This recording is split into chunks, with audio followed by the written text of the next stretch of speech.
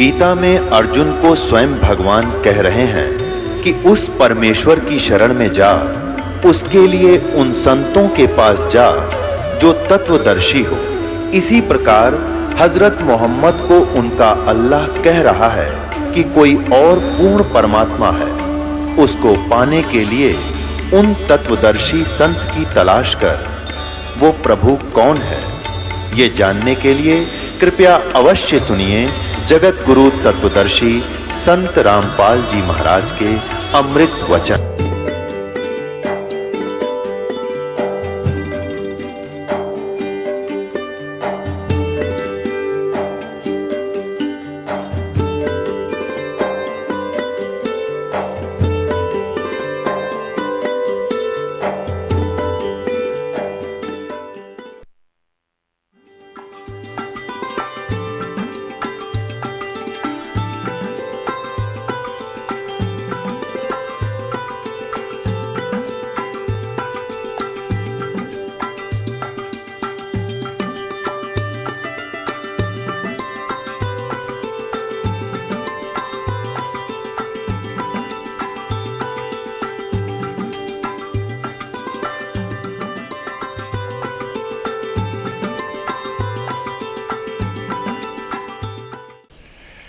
अब सारी रात करवट बदल बदल के, कभी बैठ के, कभी यूं देख के ऐसे काटी। अब जो साधना किया करता था वो शालिग्राम की सेवा और जल पूज, वो जल में नहाना उस तीर्थ में जिसमें गधे भी ना नहावे, इसे बूढ़े पानी में नहा के मोक्ष में। सुबह स्नान कर लिया अपने किसी कुएं का बाल्टी भर के, और ना हुआ शालिग्राम की पूजा करी, न गीता जी का नित पाठ किया करता वो करया। क्योंकि परमात्मा ने बताया कि जो तू मंत्र जाप करता वो गीता जी में एक भी को ना, हरे राम राधे श्याम सीता राम राधे कृष्ण राधे राधे श्याम राधे ओम नमः शिवाय, ये कितना गीता जी में है मंत्र। धर्मदास जी से कहा था प्रभु ने, और तुम गीता जी को सिरोधार्य मानते हो और उसकी आज्ञा का पालन कर नहीं रहे, तुम तो आप ही नरक में जाओगे। तो हरे राम राधे कृष्ण विदा करा गया। सवेरे उठ के उसने सोची रोटी बना ले और दिन में खोज करूंगा उस महापुरुष की, क्योंकि उस वार्ता में काफ़ी टाइम लग गया, दिन छिप गया, सूर्यास्त हो गया था। सारा दिन लगे रहे, चर्चा करते रहे। सुबह उठते ही धर्मदास जी ने क्या किया कि लकड़ी ला रखी थी तोड़ कर जंगल में, थे सुबह सुबह चूल्हा चढ़ा दिया, सब्जी चढ़ा दी, फिर रोटी बनाई। एक लंबी लकड़ी लगा रखी थी चूल्हे में, और वो बीच तक थोथी थी, ओलो थी अंदर से, और सहयोगी लकड़ी लगा के आग जला दी, सारी सब्जी बना ली, रोटी बना ली। तब तक सूर्य उदय होने वाला हो गया, कुछ रोशनी में दिखने लग गया बहुत कुछ। पहले तो थोड़ा थोड़ा रोशनी में स्टार्ट किया था, फिर अच्छी रोशनी होगी तो क्या देखा उसने, वह लकड़ी जलती जलती सामने आ ली थी। वो ज़्यादा से ज़्यादा 1 फुट शेष थी। अब धर्मदास जी क्या देखते हैं कि उस लकड़ी, वह जो थोथी लकड़ी थी, उसके अंदर से चींटियाँ मुख में अंडे लेकर और बाहर निकलने का प्रयत्न कर रही हैं। आगे से अग्नि में चटक मटक हो रही हैं, पीछे भागने की चेष्टा कर रही हैं। कुछ तो लकड़ी के अंदर से धुआं आ रहा, उससे मर रही हैं। बाहर जाने का रास्ता नहीं, क्योंकि उसके पिछले एंड पे, लकड़ी के पिछले तिरछे कटे हुए एंड पे, अंत पे, सिरे पर एक तरल पदार्थ उबल रहा होता है, जो लकड़ी थोड़ी सी गिल्ली होती है। अब उधर से उसके ऊपर गिरती हैं, चटक मटक होकर जल रही हैं। अब धर्मदास जी ने सोचा ये तो भाई इतनी लंबी लकड़ी थी, यानी कम से कम 2.5-3 फुट की, और इसमें ना जाने कितनी चींटियाँ थी होंगी। है भगवान, सारी ये जल गई इसमें, तो इनके अंडे बच्चे भी जल गए, पूरा नष्ट नाश हो गया। एकदम कांप गया भक्त और बहुत पछताया। एकदम लकड़ी पर पानी डाला, बुझा दिया अग्नि, जितनी रोटी बनी थी उतनी ही रख ली। अब सोचा कि ये तो सब पाप का आहार हो गया, मैं नहीं खाऊंगा इसको, आज मैं निराहार रहूंगा और इस भोजन को किसी संत को खिला दूंगा, मुझे पाप नहीं लगेगा। इस उद्देश्य से उस सारी भात को उठाकर उस सारे भोजन को लेकर थाली में रखकर चल पड़ा किसी संत की तलाश में। परमेश्वर कहते हैं सोचल सीधर मैं करूं अपने जन के काज।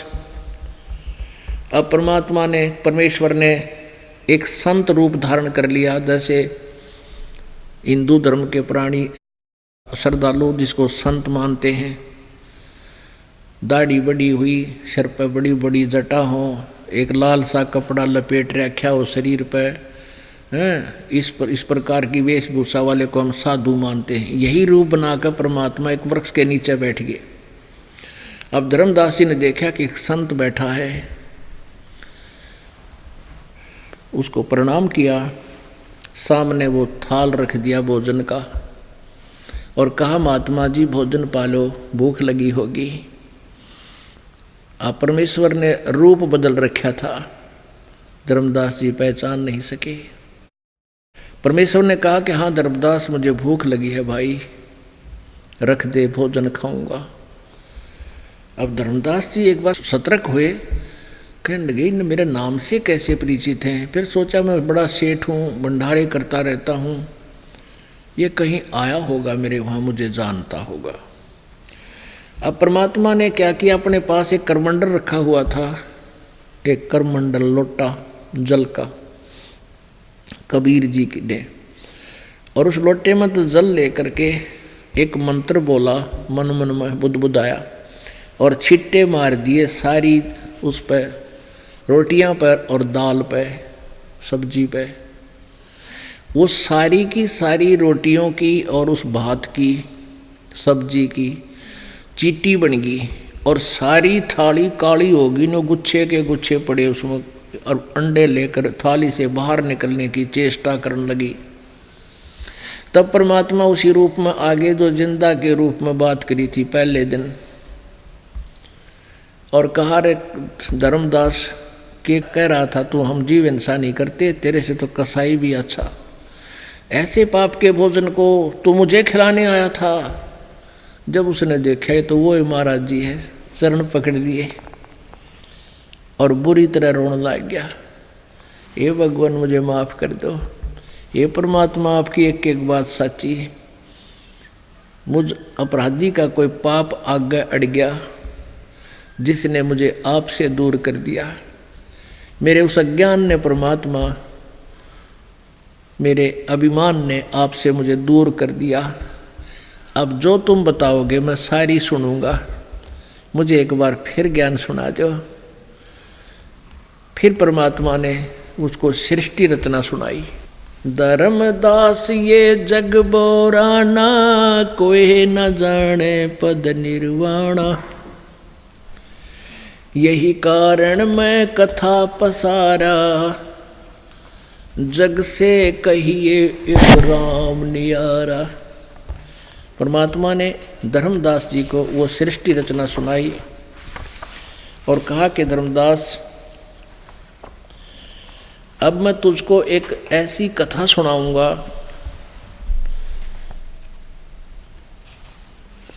जिसको सुनने के पश्चात तेरी आत्मा अब पे गदगद हो जाएगी। धर्मदास ये जग बोराना, कोई न जाने पद निर्वाणा, यही कारण मैं कथा पसारा, जग से कहिए एक राम नियारा। परमात्मा ने कहा कि जिस तुम भगवानों को तुम परमात्मा मान बैठे हो, इनसे अलग है वो पूर्ण परमात्मा, और उसी का संदेशा लेकर मैं आया हूँ। यही कारण मैं कथा पसारा, जग से कहिए एक राम नियारा, यही ज्ञान जग जीव सुनावो, सब जीवों का भरम नसावो। अब मैं तुमसे कहूँ चिताई, तेरे देवन की उत्पत्ति वाई। परमात्मा कहते अब मैं तुझे तेरे तीनों देवताओं की जन्म पत्री बताता हूँ, इनका कैसे जन्म हुआ। परमात्मा ने सबसे पहले धर्मदास जी से एक प्रश्न किया था, कौन ब्रह्मा का पिता है, कौन विष्णु की माँ, शंकर का दादा कौन है हमको दे बता। अब धर्मदास जी कहने लगे भगवान हमने नहीं पता, ना आज तक किसी ने हमें बताया, आप ही दया करो, आप बताओ। तो परमात्मा कहते हैं ले सुन ले, या राम कहानी बताता हूँ।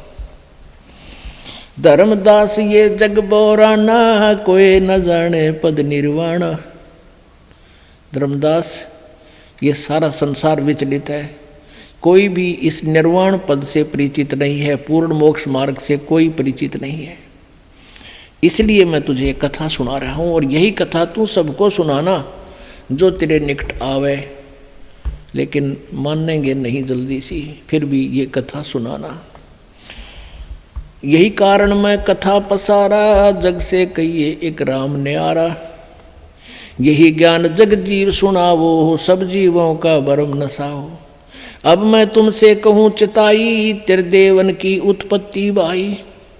कुछ संक्षेप कहूँ गहुराई, सब संशय तुमरे मिट जाई। भरम गए जग वेद पुराणा, आदि राम का भेद न जाना। आदि राम का, उस सनातन परम ब्रह्म का किसी ने भेद नहीं जाना, परम अक्षर ब्रह्म का। राम राम सब जगत बखाने, आदि राम कोई बिरला जाने।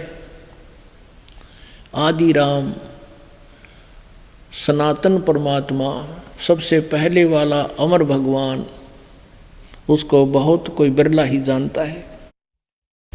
परमेश्वर कह रहे हैं कि जो कथा मैं तुझे सुनाने जा रहा हूं, बुद्धिमान व्यक्ति तो सुन के तुरंत मान जाएगा प्रमाणों को देखकर,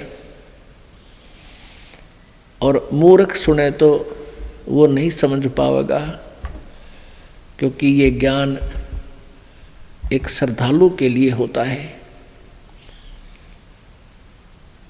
ज्ञानी सुने सो हृदय लगाई, मूर्ख सुने तो गम ना पाई।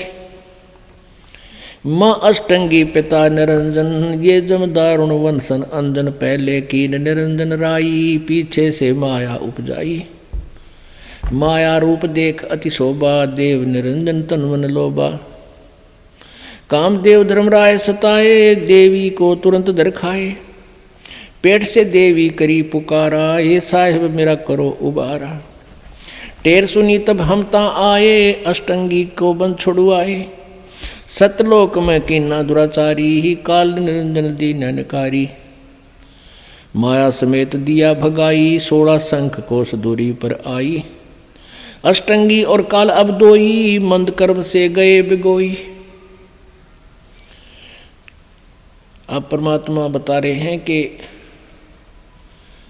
वहाँ सतलोक के अंदर सबसे पहले तो 16 पुत्रों की सृष्टि की, फिर वहाँ द्वीप बनाए, एक एक को रहने के लिए दिया। उसके बाद इस ज्योति निरंजन की उत्पत्ति की अंडे से, उसके बाद दुर्गा की, माया की उत्पत्ति की, फिर हमारी सब की उत्पत्ति उस मुनि में से एक माया की उत्पत्ति की। अष्टंगी और काल अब दोई, मंद कर्म से गए बेगोई। धर्मराय को हिकमत कीना, नखरेखा से भग कर लेना।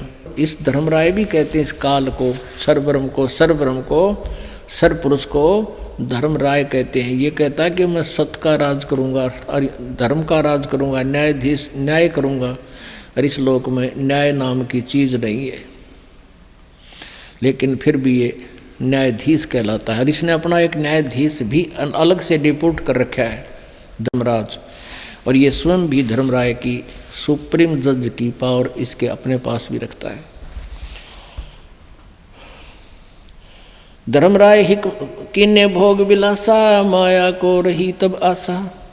3 पुत्र अष्टंगी जाए, ब्रह्मा विष्णु शिव नाम धराए।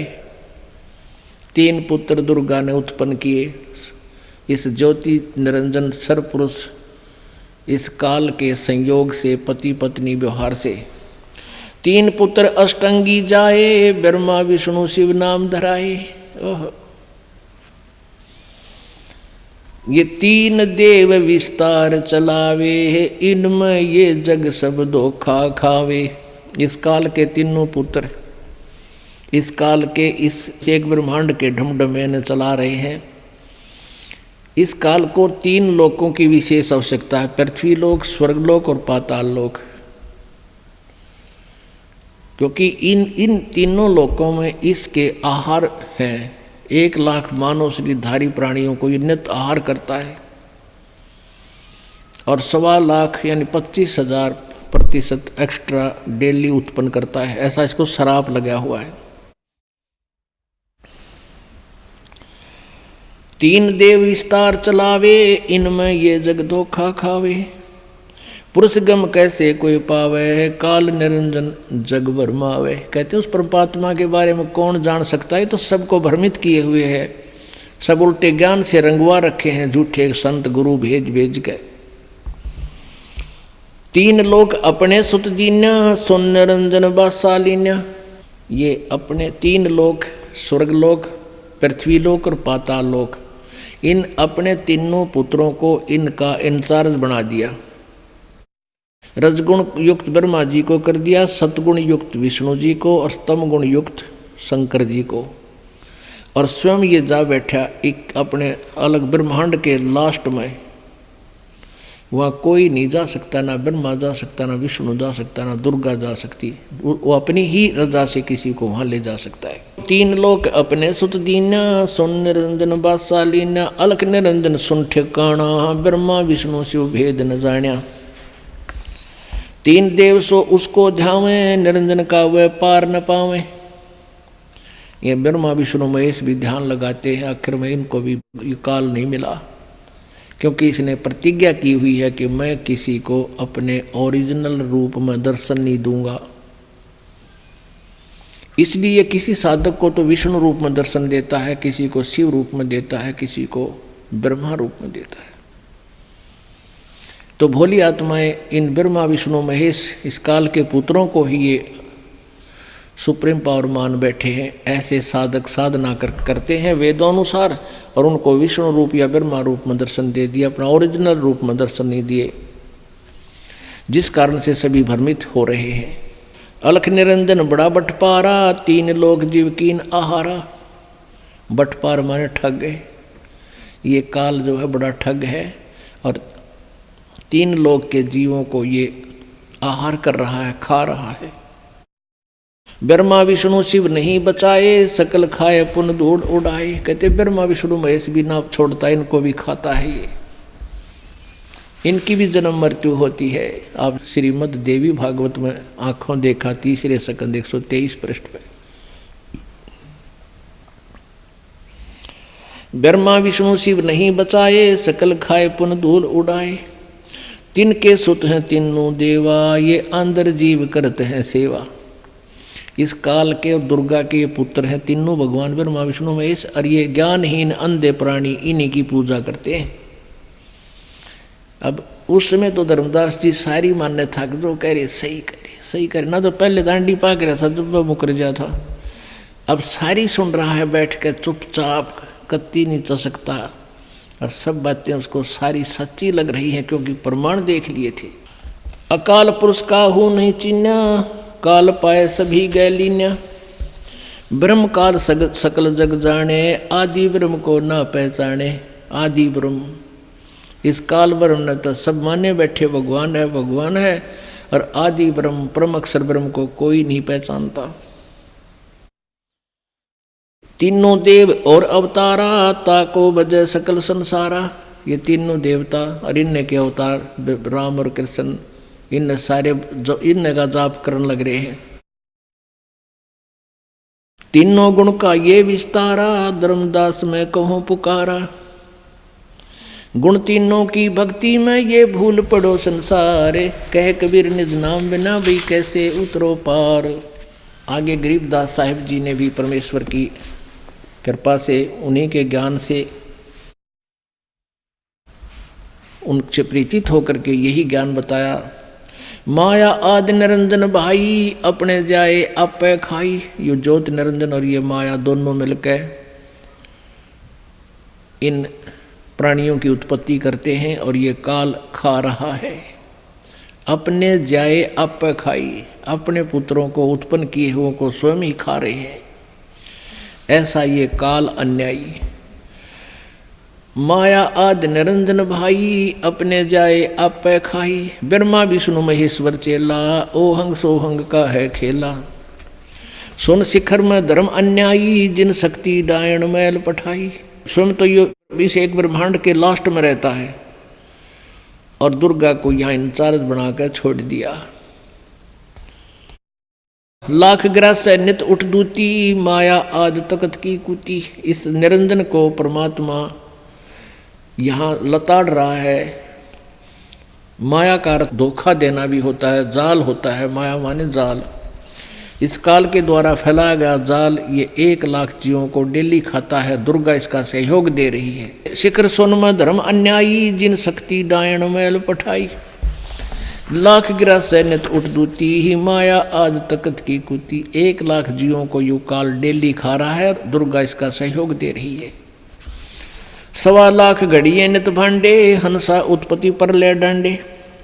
1.25 लाख की कहते हैं रोज ये भांडे, ये शरीर रोज 1.25 लाख उत्पन्न होते हैं। 1 लाख को खा रहे। आप देखते हो कहीं पूरे विश्व में देख लो, कहीं पर 2 आदमी इकट्ठे मर गए, कि तो 10 मर गए, कि नहर में बस गिर गई, कि तो 50 मर गए, कि तो विमान गिर गया, कि तो भूकंप आ गया, कहीं सर्दी से, कि तो वैसे नेचुरल डेथ, कोई हार्ट अटैक हो गया। अब बड़ा बुरा हाल कर रखा है। और बाकी मूर्ख बने लगे रहते हैं, क्यों मेरा ये मेरा। 1 मिनट में ना मेरा कहाँ होगा फिर डेरा।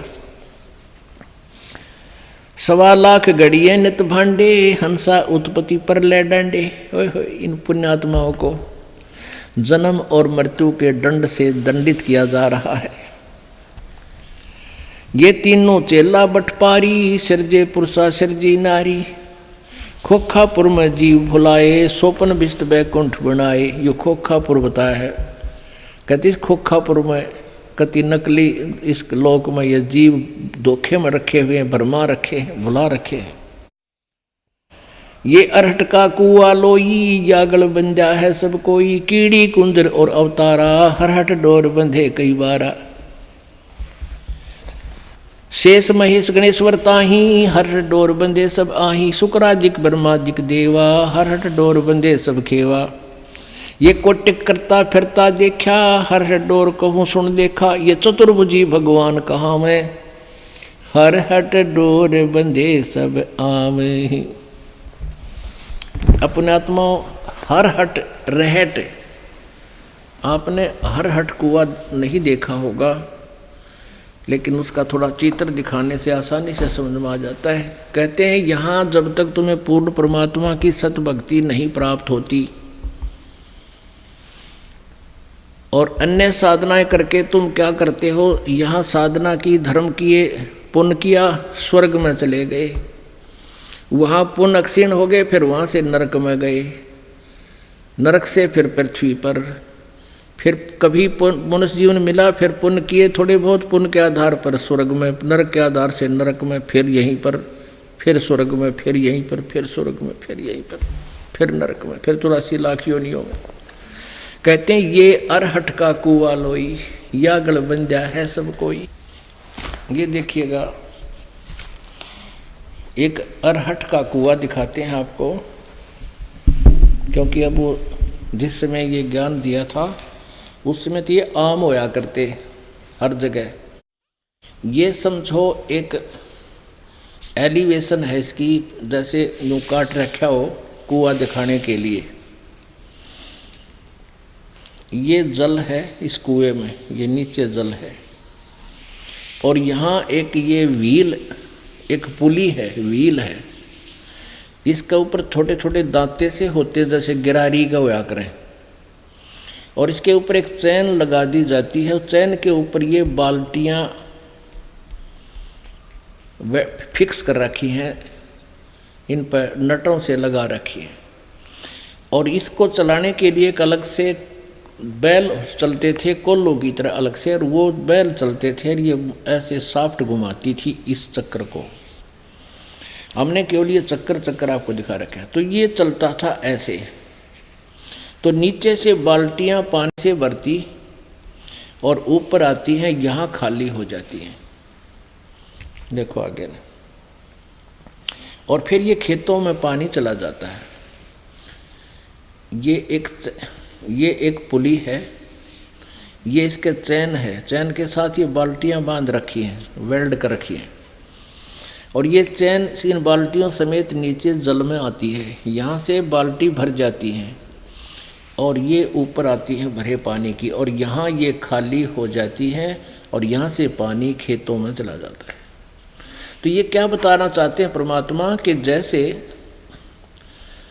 ये रहट के कुएं की बाल्टी नीचे भर कर गई ऊपर, या खाली होगी, फिर खाली नीचे न आई, फिर भरगी, फिर खाली होगी, फिर भरगी, फिर खाली होगी, फिर भरगी, फिर खाली होगी। ये रहट के कुएं का चक्कर। तो ये हमें बताते हैं तुम्हारा जन्म हुआ, थोड़े बहुत पुण्य पाप लिए, भरकर चले, ऊपर जाकर स्वर्ग नरक में खाली, और फिर आगे जन्म मृत्यु का ये अरहट का चक्कर आप जी का समाप्त नहीं, और ब्रह्मा विष्णु महेश का समाप्त नहीं। ये अरहट का कुआ लोई, या गलबंजा है सब कोई। चिट्टी कीड़ी, ये चिट्टी कीड़ी, कुंजर, कुंजर माने हाथी, और अवतारा, कीड़ी कुंजर और अवतारा, ये अवतार है। हरहट डोर बंधे कई बारा, ये ब्रह्मा विष्णु महेश। कहते चतुर्भुजी भगवान कहाँ हुए हैं, ये भी अरहट डोर बंधे सब आवे। ये भी जन्म और मृत्यु के इस अरहट के कुएं में चक्कर में लगे हुए हैं, इनकी भी जन्म मृत्यु समाप्त नहीं है। ये कोटिक करता फिरता देखा, हरहट डोर को हूँ सुन लेखा। ये चतुर्भुजी भगवान कहाँ हुए हैं, ये भी हरहट डोर बंधे सब आवे। ये है खोखापुर का कुआ, इसमें पड़ा सो निश्चय मुआ। अब क्या बताते हैं, ब्रह्मा विष्णु महेश्वर माया और धर्मराया कहिए। अब परमात्मा बता रहे हैं धर्मदास जी को, कबीर जी, ब्रह्मा विष्णु महेश ये काल के पुत्र, और दुर्गा और ये काल, इन पांचों मिल पर पंच बनाया, वाणी हमरी लइए। परमात्मा कह रहे हैं कि इन पांचों ने मिलकर तुम्हें यहाँ फंसा रखा है, उलझा रखा है। ये इन पांचों का परपंच है। हमारी जो हम कह रहे हैं इसको ले लेना, इसको बहुत ध्यान से समझ लेना। जैसे किसी आपत्ति काल में और कोई संकेत कर दे, उसको भी समझ जाता है प्राणी जो उस दुख का निवारण चाहता है। कहते हैं ब्रह्मा विष्णु महेश्वर माया और धर्मराया कहिए, इन पांचों मिल पर पंच बनाया, वाणी हमरी लइए। इन पांचों मिल जीव अटकाए, युगन युगन हम आन छुटाए। इन पांचों ने मिलकर तुम्हें यहाँ फंसा रखा है, और युग युग में हमने ही आकर तुम्हारे को पुण्यात्माओं को सतलोक लेकर गए। तुम अभी रह रहे हो, तुम भी चलो। बंदी छोड़ हमारा नामम, अजर अमर है अस्थिर ठामम। बंदी छोड़ नाम है हमारा, परमात्मा कबीर जी कह रहे हैं। और हमारा स्थान वो सनातन परम धाम है, अजर अमर अस्थिर स्थानम। अजर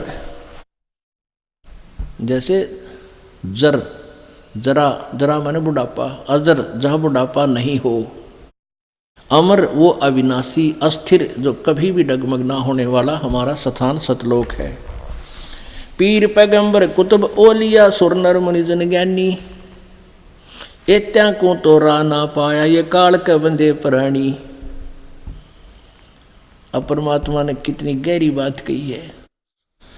पीर पैगंबर कुतुब ओलिया और सुरनर मुनिजन ज्ञानी। हम हिंदी भाषी तो उनको सुरनर मुनिजन ज्ञानी कहते हैं, और मुसलमान भाई उनको पीर पैगंबर कुतुब ओलिया बोलते हैं। इन्हीं को, इसी कैटेगरी के हैं वो भी। एत्या को तोरा ना पाया, ये काल के बंधे प्राणी।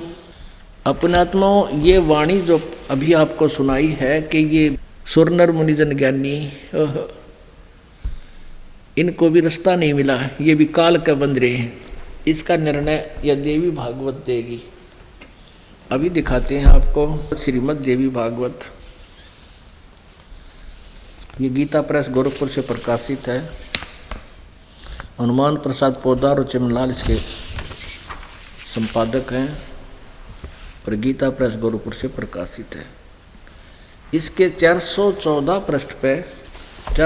पृष्ठ पे जन्मेजय ने पूछा व्यास जी से, जन्मेजय ने पूछा महाभाग किस युग में कैसा धर्म का स्वरूप है, इस संपूर्ण विषय को विशेष रूप से बताने की कृपा कीजिए। व्यास जी बोले, राजन, यह निश्चय है कि सतयुग में ब्राह्मण वेद के पूर्ण विद्वान थे और उनके द्वारा निरंतर भगवती जगदम्बा की आराधना होती थी। भगवती का दर्शन करने के लिए उनका मन सदा ललायित रहता था। पुण्यात्माओं, फिर यहाँ बताया है कि सतयुग के त्रेता द्वापर में जो ब्राह्मण थे, जो राक्षस होते थे, वो कलयुग के ब्राह्मणा कैसे होया करते। धर्म की ये सती थी त्रेता में भी रही, परंतु कुछ ह्रास हो गया था। सतयुग की जो सती थी वह द्वापर में विशेष रूप से कम होगी। राजन, इन प्राचीन युगों में जो राक्षस समझे जाते थे वे कलयुग में ब्राह्मण माने जाते हैं। वो कली में ब्राह्मण माने जाते हैं। जो ऊपर के तीनों युगों में जो राक्षस थे वो आजकल के ब्राह्मण ही से, क्योंकि अब के ब्राह्मण प्राय पाखंड करने में तत्पर रहते हैं, दूसरों को ठगना, झूठ बोलना और वैदिक धर्म क्रम से अलग रहना कलियुगी ब्राह्मणों का स्वाभाविक गुण बन गया है। अब पुण्यात्माओं, आप जी ने ये सुना कि व्यास जी कह रहे हैं कि सतयुग के ब्राह्मण वेद के पूर्ण विद्वान थे, दुर्गा की पूजा करते थे। फूटे भाग, वो किसे विद्वान थे? गीता जी में कितना जिक्र भी नहीं है दुर्गा की पूजा का। गीता जी चारों वेदों का सारांश है, ना किसी चारों वेदों में दुर्गा की पूजा का विधान केवल एक ओम नाम के जाप का प्रमाण है। और दुर्गा कह रही है कि उस ब्रह्म की पूजा करो, और ब्रह्म कह रहा गीता में उस परम अक्षर ब्रह्म की पूजा करो। अब ये देखिएगा, ये है 7वां स्कंद, संक्षिप्त वही देवी भागवत 562 पृष्ठ पे। यहाँ दुर्गा जी जो है हिमालय राजा को ज्ञान बता रही है और ब्रह्म के बारे में जानकारी दे रही है। देवी का के द्वारा हिमालय को ज्ञानोपदेश, ब्रह्म स्वरूप का वर्णन। अब पहले तो देवी ने अपने विषय बताया, मेरी पूजा ऐसे करो। श्री देवी जी कहने लगी, पर्वतराज, ये पहले तो अपने बारे में बता, फिर कहती है उस ब्रह्म का क्या स्वरूप है यह बतलाया जाता है, जो प्रकाश रूप सबके अत्यंत समीप में सतीत होने से गुहा सतीत है, हृदय रूप गुहा में सतीत होने के कारण गुहाचर नाम से प्रसिद्ध है। अब यहाँ क्या बताया है कि एकमात्र उस परमात्मा को जाने, दूसरी बातों को छोड़ दे, यानी और कोई पूजा नहीं करे, ना दुर्गा की ना किसी और की। यही अमृत रूप परमात्मा के पास पहुंचाने वाला पुल है। संसार सागर से पार होकर अमृत स्वरूप परमात्मा को प्राप्त करने का यही सुलभ साधन है। इस आत्मा का ओम के जप के साथ ध्यान करो। इससे अज्ञान में अंधकार से सर्वथा परे और संसार समुद्र से उस पार जो ब्रह्म है उसको पा जाओगे, तुम्हारा कल्याण हो। यानी और कुछ पूजा नहीं करनी, केवल उस ओम नाम का जाप करो। और यह सब का आत्मा ब्रह्मलोक रूप दिव्य आकाश में स्थित है। अब ये देखने की बात है कि ये तो कह रहे हैं कि कलयुग के ब्राह्मण वेद के पूर्ण ज्ञाता थे और दुर्गा की पूजा करते थे, टट्टू ज्ञाता थे वह। और दुर्गा कह रही है कि मेरी पूजा भी छोड़, ब्रह्म की साधना करो। और ब्रह्म कह रहा है कि उस परम अक्षर की पूजा करने से तुम्हारी जन्म मृत्यु मिटेगी, नहीं तो जन्म मृत्यु तेरे भी और मेरे भी सदा रहेंगे। तो पुण्यात्माओं, परमेश्वर की एक वाणी, सुर नर मुनि जन 33 करोड़ी, बंदे सभी निरंजन डरी। ओए होए, ये धर्मदास जी को 600 वर्ष पहले मालिक ने बोली थी, बताई थी कि ये सुर नर मुनि जन 33 करोड़ी, 88,000 ऋषि, 33 करोड़ ये देवता, और ये ऋषि मह ऋषि ये सारे काल का बंध रहे न ज्ञान को नहीं। ये आपने आप भी देख लिया कि सतयुग त्रेता द्वापर के ब्राह्मणा का ये हाल था, और कलयुग के बारे में न बताया दिया कि देवी भागवत ने, ये बार बार कहने की जरूरत भी कोई ना। उसके बाद फिर धर्मदास जी ने काफ़ी देर चर्चा की, ध्यान से ज्ञान सुना। पुण्यात्माओं, ये सत्यनारायण की कथा है, ये सत्यनारायण कथा है, उस अविनाशी भगवान की चर्चा है। ये आप जी का सौभाग्य है कि आपको ये सुनने को मिल रही है और आप जी की आत्मा तर हो रही है। आपको नहीं मालूम आपको कितना लाभ हो रहा है। आप तो बालक हो, आपको बार बार यहाँ बुलाया जाता है इसलिए कि आपको जो भी कोई महीने 15 दिन 10 दिन में फिर लौट कर आओगा, तब तक आपकी आत्मा को तृप्त कर दें। यहाँ ज्ञान सुना के कुछ पाप तो ऐसे होते हैं जो दान से कटते हैं, कुछ पाप ऐसे होते हैं जो संत के दर्शन से अक्षीण होते हैं, कुछ आशीर्वाद से होते हैं, कुछ सेवा करने से होते हैं, कुछ मंत्र जाप करने से होते हैं। तो यहाँ सब प्रकार के आपसे क्रियाएं करवाई जाती हैं। आप जी तो बच्चे हो, अभी आपको पता नहीं। जैसे माँ क्या करती है, छोटा सा बच्चा होता है 1 वर्ष का, वो दूध पी रहा होता है, या तो माँ के स्तन से या फिर वैसे दूध उसको पिलाया जाता है। तो वो बच्चा खेल में इतना व्यस्त हो जाता है, दूध पीना भी भूल जाता है। माँ उसको उठाकर लाती है, बेटा आजा दूध पी ले, बहुत देर होगी। तो वो दूध पीता है, और दूध पीते पीते भी यूँ सोचता है कभी छोड़कर माँ छोड़कर मैं बाजू खेलूँ बाहर जाकर। तो वो ऐसे ही प्रोसीजर चलता रहता है। वो कभी आप भी आ जाता है दूध पीने, मुझे माँ दूध पिला, तो माता दूध पिला देती है, और दूध पीते ही वो फिर भागने की सोचता है कि वहाँ खेलूँगा, मेरा मित्र वहाँ बैठा है, ऐसे ऐसे वो बाहर भाग लेता है। लेकिन उस माँ को पता है बच्चे को ज्ञान नहीं है, उसको तो भूख सी लगती है इसलिए आ जाता है। माँ को पता है कि तेरा बच्चा दूध पी रहा है, स्वस्थ है, और ये इससे इसके शरीर में वृद्धि हो रही है। तो इसी प्रकार आप जी को यहाँ हम बुलाते हैं और दूध पिलाते हैं आपको ये, और आप यहाँ बैठे बैठे भी कुछ तो इसे सोचे हैं कि सुबह वैसे जाना है, वहाँ जाएंगे, ऐसा करेंगे। तो आप तो वो खेल खेलने जा रहे हो, और कोई बात नहीं, वो भी खेलते रहो, लेकिन यहाँ आकर दूध पान अवश्य करते रहो। और फिर देखना आपकी आत्मा में कितनी शक्ति पैदा हो रही है। माँ जानती है, ये दास जानता है कि आपको कितनी ताकत मिल रही है, आपकी आत्मा को ये कितनी निर्बल हो चुकी है। काल की गलत साधना करके ये बहुत डर चुकी है, दब चुकी है। अब इसको बहुत ताकत की आवश्यकता पड़ेगी, इसके लिए बहुत आहार डोज देनी पड़ रही है, तब यह उभरेगी। तो धर्मदास जी को, तो पुण्यात्माओं आप जी का कितना सौभाग्य है। परमात्मा बंदी छोड़ना अपने बच्चों के लिए कितनी व्यवस्था करवा रखी है। नीचे गद्दे बिछा रखे और नई काची रजाई ले रखी, और वह देसी घी का हलवा, और देसी घी के यहाँ पर सारे छौंक छाँक है, चौपड़ी हुई रोटी, बढ़िया दूध, चाय, बिस्कुट है, और सब खिला पिला के और बिठा रखे हो परमात्मा ने कि सुनो ही मेरी राम कहानी। कितना सौभाग्य आपका। तो इसके लिए थोड़ा सा आपने भी हिम्मत करनी पड़ेगी, थोड़ी सी हिम्मत नहीं आ रहा, सुने ज्ञान न जानते। जैसे आपको कई बार बताया, पहले हम 3 पिक्चर लाया करते, VCR चलाया करते, 100 रुपये किराया दे के, और 9 घंटे सारी रात आँख पाड़े बैठे रहते, चाय बनवाए जाते, पिए जाते, नो देखे जाते। भाई 100 रुपये पूरे करने हैं, 100 लाग रहे हैं यह बीमारी लाग रही थी अपने।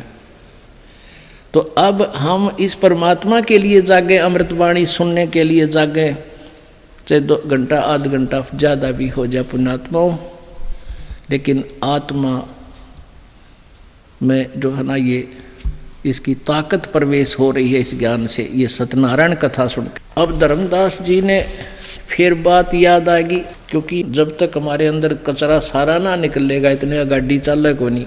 धर्मदास जी ने कहा कि हे प्रभु, एक प्रश्न करना चाहता हूँ। परमात्मा बोले कर भाई कर ले। कि भगवान आप कह रहे हो ब्रह्मा विष्णु महेश में कोई पावर को नहीं, शक्ति नहीं। देखो मोर ध्वज राजा के पुत्र ताम्र ध्वज को श्री कृष्ण उर्फ विष्णु जी ने आरे से चिरवा के वो मृत्यु को प्राप्त हो गया था, भगवान जीवित कर दिया। परमात्मा ने कहा कि देख धर्मदास, वही श्री कृष्ण जी अपने सगे भांजे अभिमन्यु को जीवित नहीं कर सका, जो युद्ध के अंदर प्रथम दिन मारा गया था, जो सुभद्रा का पुत्र था और पांडवों का कुल नाश हुआ था। जब क्यों ना उसको जीवित कर दिया, क्या कारण था? धर्मदास जी बोले जी मुझे नहीं मालूम। परमात्मा बोले मैं बताता हूं। उस ताम्रध्वज लड़के के आयु शेष थी, उस ताम्रध्वज लड़के की आयु शेष थी।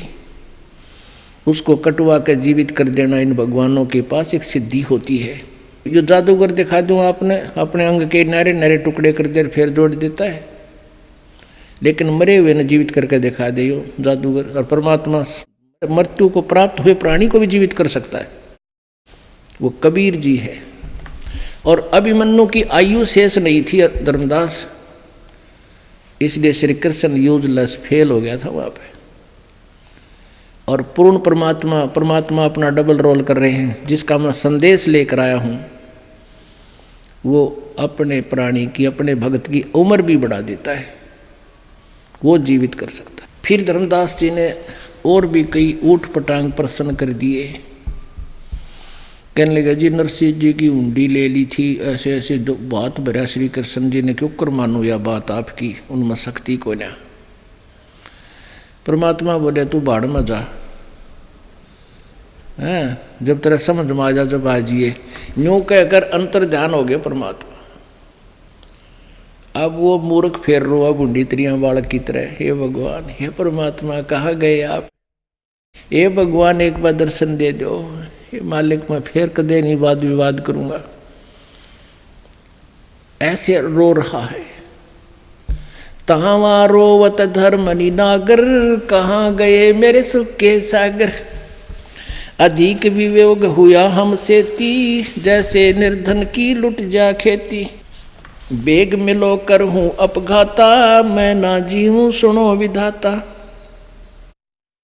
हम जाने तुम देह स्वरूपा, हमारी बुद्धि अंध गर्कूपा।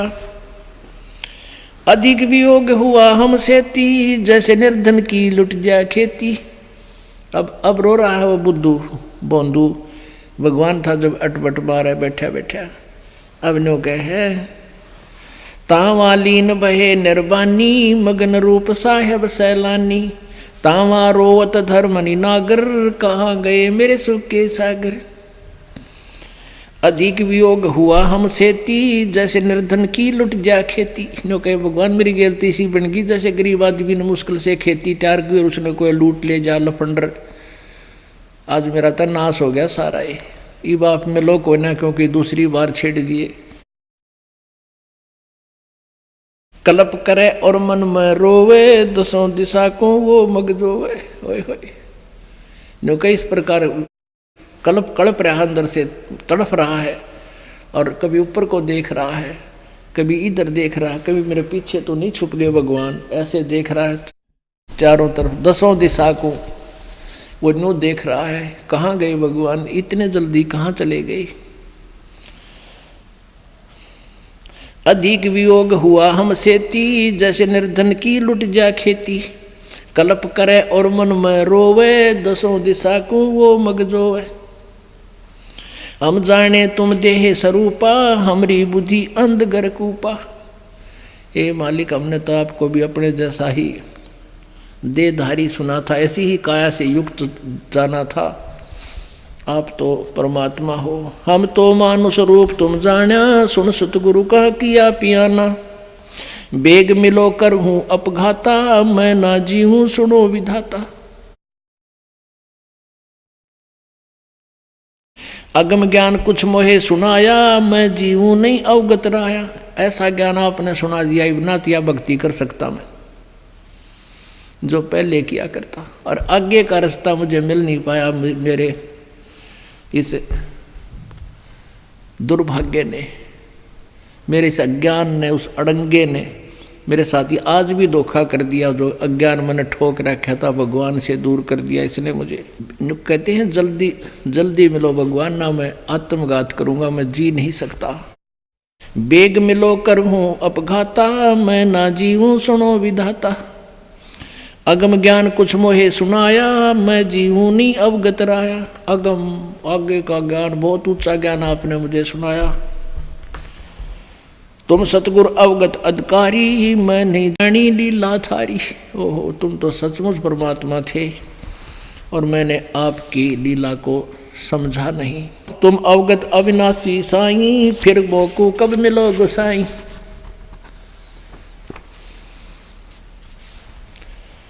कमर कसी धर्मदास को पूरब पंथ पयाने, गरीबदास रोवत चले वो बांधोगढ़ अस्थाने।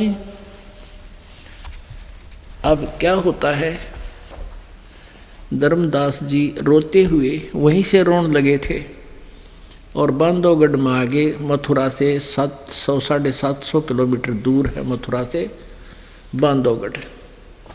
अपने मूल स्थान में घर पर आ गए, और रोवे ना बोलने ना चलने, किसी से बोल भी नहीं रहे थे। आके अपने महल में, अपने घर में जा कर के, और ऐसे मुंधा गिर के, मुंह के बुल गिर के, और ऐसे बुरी तरह रो रहा है जैसे किसी का बालक मर जाए, जवान, या माँ बाप मर जाए दोनों बालक के। अब उसकी पत्नी देख रही है कि क्या हो गया भगत जी का, आज ऐसा क्यों रो रहे हैं, क्या बात है। उनकी पत्नी का नाम आमनी देवी था। अब आमनी देवी ने सोचा कि सेठ जी तो 5-6 महीने का टूर प्रोग्राम बना के गए थे, क्यों 68 तीर्था में धक्के खाना, पैदल जाना को 1 हफ्ते 10 दिन में तो को नहीं, और ये आगे तुरंत ही क्या बात होगी। तो उसने अपने आप को झंझोड़ा, देखा, टटोला। उसने अपना आप आइडिया लगाया कि ऐसा लगता है कि भगत जी का किसी ने पैसा चुरा लिया और ये अपना कार्य पूरा नहीं कर सके, और रो इसलिए रहा है कि अब मैं पैसे मांगूंगा और या नाक चढ़ावेगी। क्योंकि आमनी देवी थोड़ी सी बार बार मैं उनको टोक देती थी। धर्मदास जी खुले हाथ से दान किया करते थे, भंडारे जब करते थे तो खुले हाथ से दान करते थे संतों को, भक्तों को,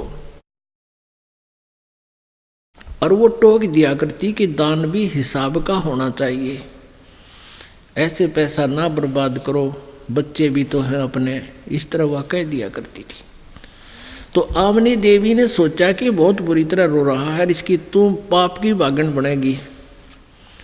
अब ये इसलिए रो रहा है कि मैं पैसे मांगूंगा और इसने नाक चढ़ाना इसे, अब दोबारा मैं जा नहीं सकता यह पैसा, और ऐसे जो खेचा तानी से दान भी ले भी गया मैं तो लाभ नहीं।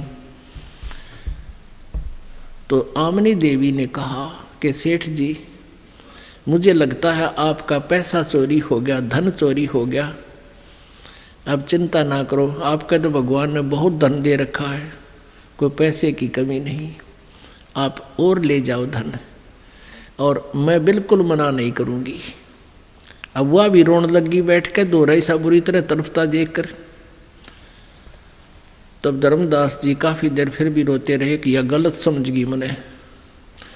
जब आँख थोड़ी सी रो रहा का आत्मा कुछ ठीक हुई, जुबान निकलने लगी, तब रोते हुए कहता कि आमनी देवी, यदि मेरा ये भौतिक धन खो गया होता तो मैं और ले जाता तेरे से प्रार्थना करके, लेकिन आज मेरे से वो धन खो गया, वो धन लुट गया मेरा कि मुझे फिर मिले नहीं, और मैं जीऊँ नहीं, उसके मिले बिना मैं जी नहीं सकता।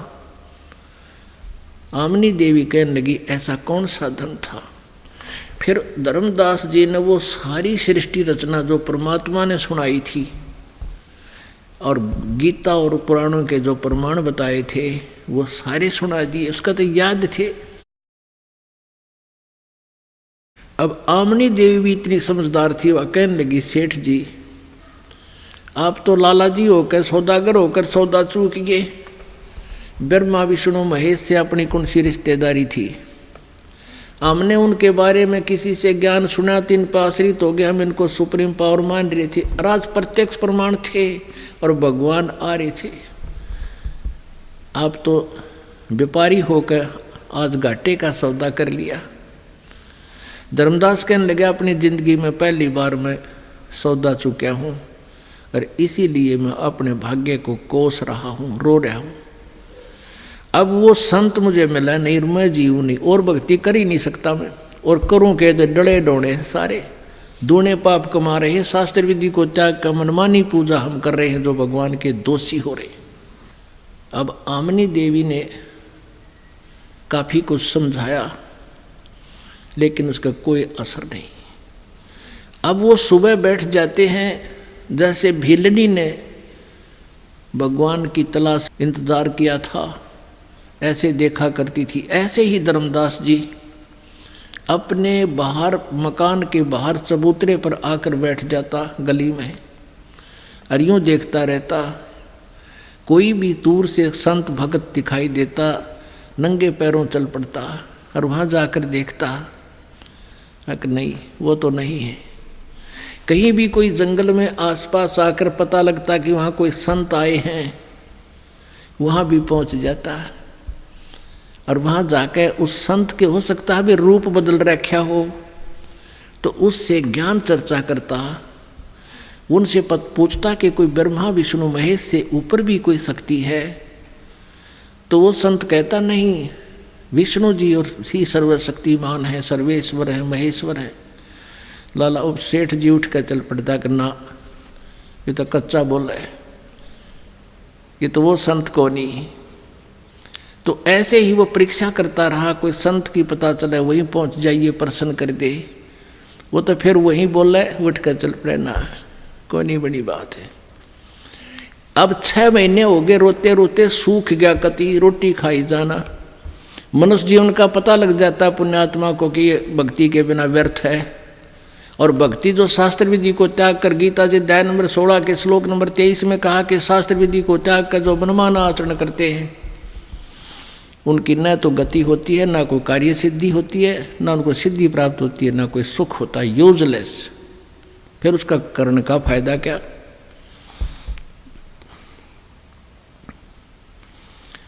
अब कहते करे करावे साइया मन में लहर उठा, दादू सिरदर जीव के आप बगल हो जा। अब परमात्मा ने आमनी देवी में प्रेरणा कर दी, उसकी धर्म पत्नी के अंदर एक विचार आया। उसने पूछा कि हे सेठ जी, जब वो संत महात्मा जी आपसे मिले थे तो उन्होंने कुछ बताया होगा कि मैं कहाँ आता हूँ, कहाँ रहता हूँ। तो धर्मदास जी ने कहा, आमनी देवी वो तो यूँ कहे थे भाई, जहाँ धर्म भंडारे होते हैं ना, धार्मिक अनुष्ठान होते हैं, वहाँ मैं तुरंत पहुँच जाता हूँ। पुण्यात्माओं, ऋग्वेद मंडल नंबर 9 और सूक्त नंबर 86 के मंत्र 26 और 27 में, और ऋग्वेद मंडल नंबर 9 और सूक्त नंबर 82 के मंत्र 1, 2, 3 में यह स्पष्ट प्रमाण दिया है कि वो परमात्मा अपना रूप को हल्का करके, हल्के तेज पुंज का रूप बनाकर भक्तों अच्छी आत्माओं को मिलते हैं, अपने निज स्थान से चल कर आते हैं और वो उन धार्मिक अनुष्ठानों में बहुत शीघ्र पहुंच जाते हैं। और वही परमात्मा ने बताया कि ये मेरा विधान है। तो आमनी देवी ने कहा कि आप कोई भंडारा ही कर लो, मालिक आ जाता है, नहीं तो आपका ये जीवन मुझे देखा नहीं जाता। इस धन का मैं क्या करूँगी, जब आप मर गए तो मैं क्या आग लगाऊंगी इस धन के, आपकी मृत्यु होगी तो आप तो बहुत बुरा हाल कर रखा है, ना खाते हो ना पीते हो। फिर धर्मदास जी को होगी प्रेरणा और 3 दिन का भंडारा शुरू कर दिया, धर्म भंडारा। सब जगह चिट्ठी भिजवा दी, दूर दूर से संत आए, भगत आए, भोजन शुरू हो गया। अब खाना खाने वाले खिला रहे हैं, खाने वाले खा रहे हैं, सेवा नौकर वहाँ सेवा कर रहे हैं। और धर्मदास जी एक एक न देख रहे हैं, आए नहीं वो महाराज जी। अब 1 दिन गया, 2 दिन चले गए, परमात्मा नहीं आए। और सारी रात रोए, हे परमात्मा कल मेरा अंतिम दिन होगा, यदि आप मुझे दर्शन नहीं दिए आपका दास इस संसार में नहीं रहेगा। अब मेरे से जिया नहीं जावे, ये जीवन नहीं मेरा, भक्ति मुझे मिली नहीं, मनुष्य जीवन व्यर्थ हो रहा है, पशु जैसा जीवन ये दास जी नहीं सकता। तीसरे दिन भी दोपहर होगी, थोड़े से भक्त शेष थे जो निपटाने थे, भोजन कर रहे थे।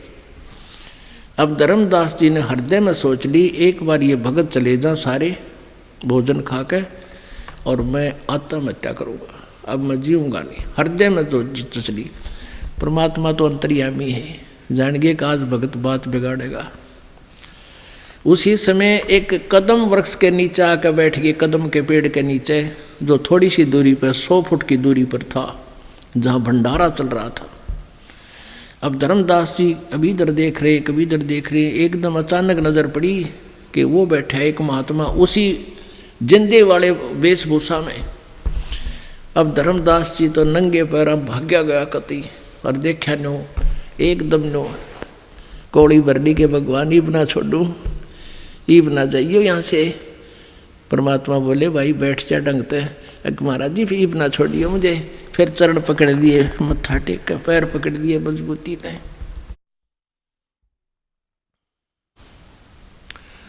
वही जंदे का बदन शरीरम, बैठे कदम वृक्ष के तीरम।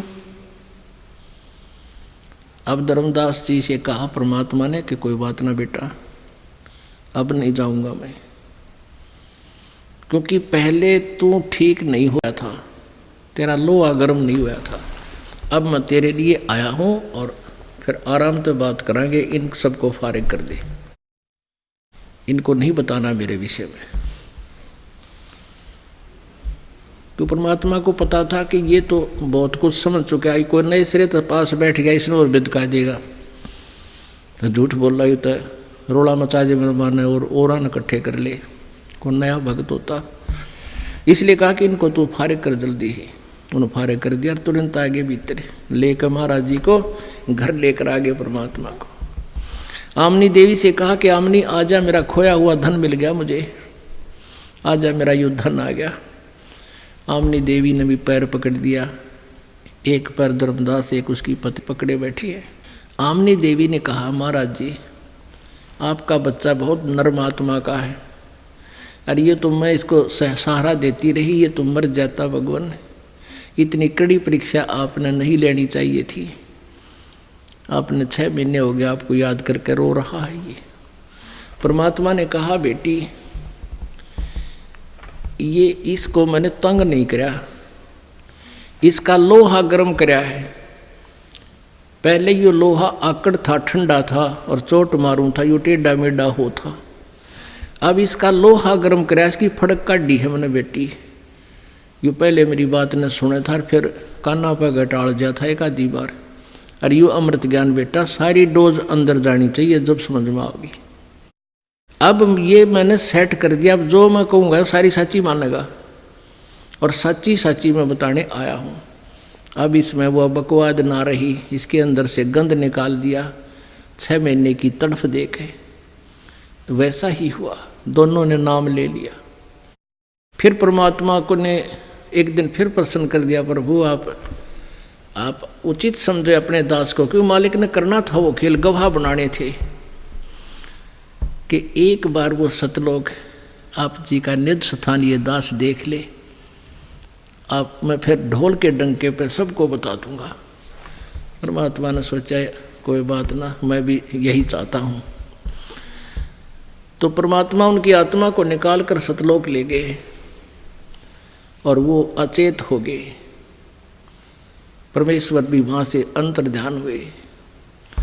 अब आमनी देवी आई, कोई काम करके बाहर देखा भगत जी अचेत पड़े हैं, महाराज जी चले गए। आमनी देवी ने सोचा ये महात्मा जी के जाने के वियोग में बेहोश हो गया। रिश्तेदार इकट्ठे कर लिए, आसपास गांव के मौजूद व्यक्ति आ गए। 3 दिन हो गए ऐसे ही अचेत पड़ा है। वो तो वहाँ शरीर था, परमात्मा उनकी आत्मा को निकाल कर ऊपर सारे ब्रह्मांड दिखाकर वापस छोड़ दिया।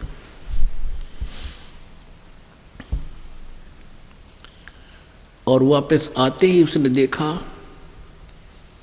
वो हो मैं कहाँ आ गया।